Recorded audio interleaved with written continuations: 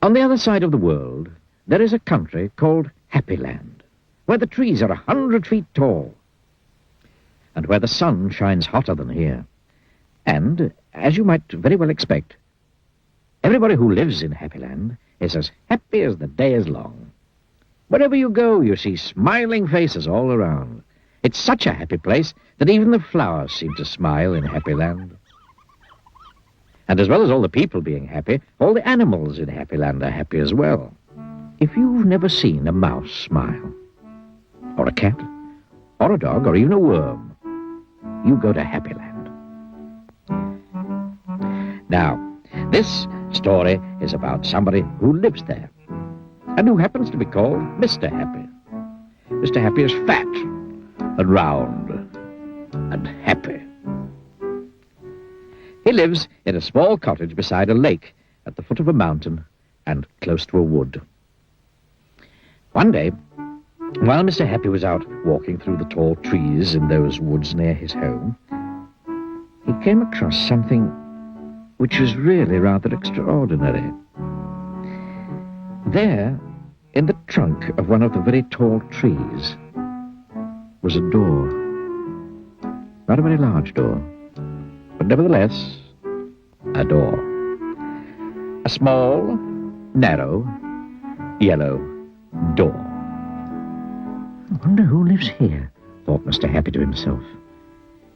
And he turned the handle of that small, narrow, yellow door. The door wasn't locked, and it swung open quite easily. Mr. Happy squeezed his rather large body through the rather thin doorway.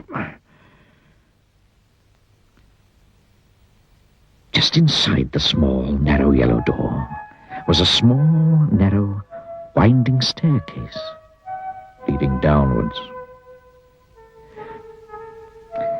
The stairs went round and round and down and down and round and round and down and down.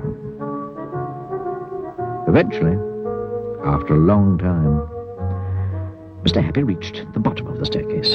He looked around and saw, there in front of him, another small, narrow door, but this one was red.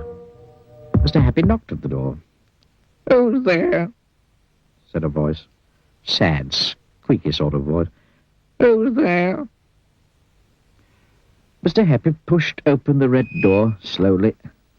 And who do you think he saw? There, sitting on a stool, was somebody who looked exactly like Mr. Happy, except that he didn't look happy at all. In fact, he looked downright miserable. "Hello, Mr. Happy." "I'm Mr. Happy." "Oh, how are you indeed?" sniffed the person who looked like Mr. Happy but wasn't. "Well, my name's Mr. Miserable, and I'm the most miserable person in the world."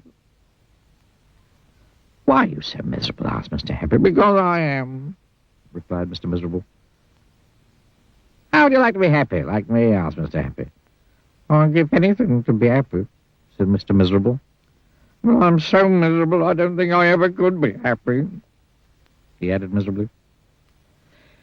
Mr. Happy made up his mind quickly. "Follow me," he said. "Where to?" asked Mr. Miserable. "Don't argue," said Mr. Happy. And he went out through the small, narrow red door. Mr. Miserable hesitated, and then followed. Up and up the winding staircase they went. Up and round and round and up and round and round and up until they came out through the yellow door and into the wood. "Follow me," said Mr. Happy again, and they both set off through the wood back to Mr. Happy's cottage. Mr. Miserable stayed in Mr. Happy's cottage for quite some time. And during that time, the most remarkable thing happened.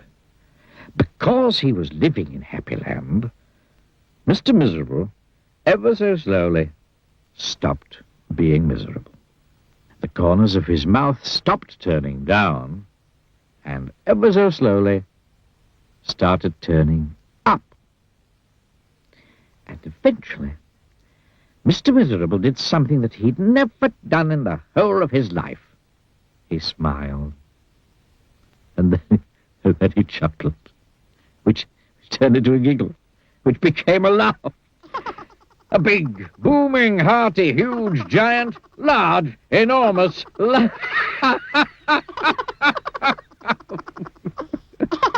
And Mr. Happy was so surprised that he started to laugh as well. Both of them laughed and laughed. They laughed. They laughed until their sides hurt and their eyes watered. Mr. Miserable laughed and laughed and laughed, and Mr. Happy laughed and laughed and laughed, and because they were laughing so much, everybody who saw them started laughing as well.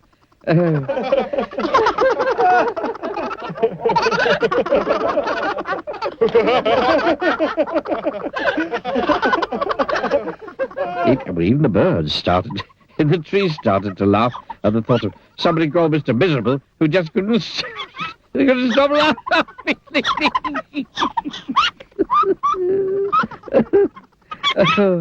That really is the end of the story. Except to say that if ever you feel as miserable as Mr. Miserable, well, you know exactly what to do, don't you? Just turn the corners of your mouth up. Go on. Try it.